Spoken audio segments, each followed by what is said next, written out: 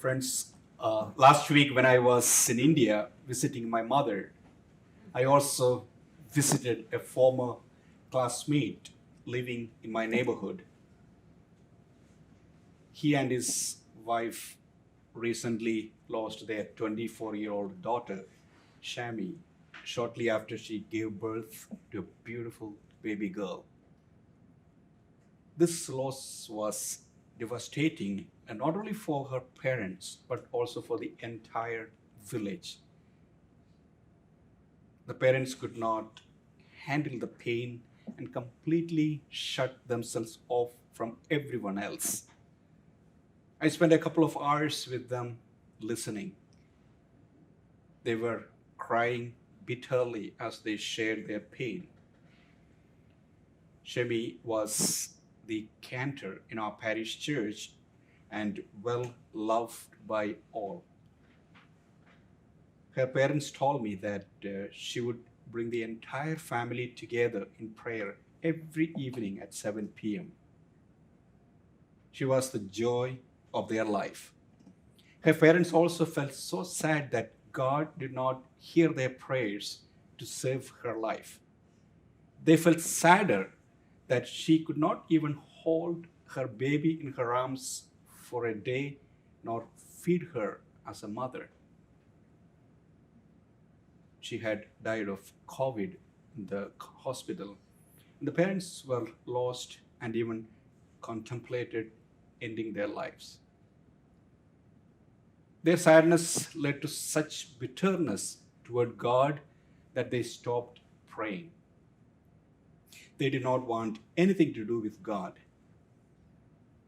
The father showed me a sack full of religious pictures and relics he had removed from the house.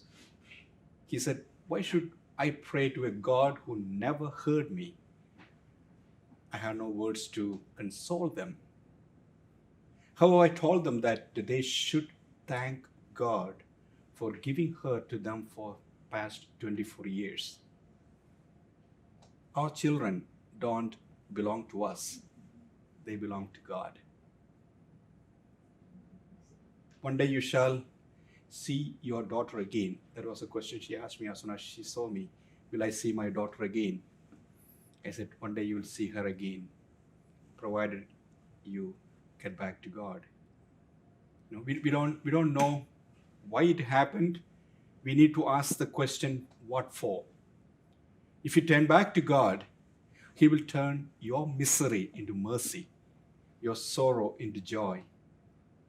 I read Psalm 23 with them and prayed with them and assured them of a God who is always with us, even if we walk in the valley of the shadow of death.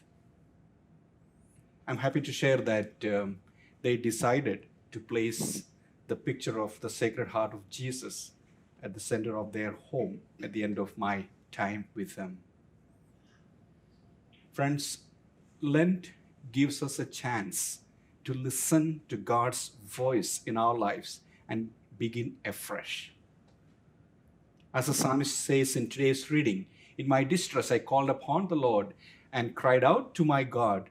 From his temple he heard my voice, and my cry to him reached his ears." No matter what stage of life we are in, no matter how stubborn we are or how deaf we are to God's voice, He never gives up on us. God hears our crying out to Him. He comes to us during our times of distress. He invites us to become new creations in Him. I ended my conversation with my classmate and his wife by quoting Isaiah chapter 43, verses 18 and 19, which he says, "Remember not the events of the past, the things of long ago consider not. See, I'm doing something new. Now it spring forth. Do you not perceive it? In the desert I make a way, in the wasteland rivers."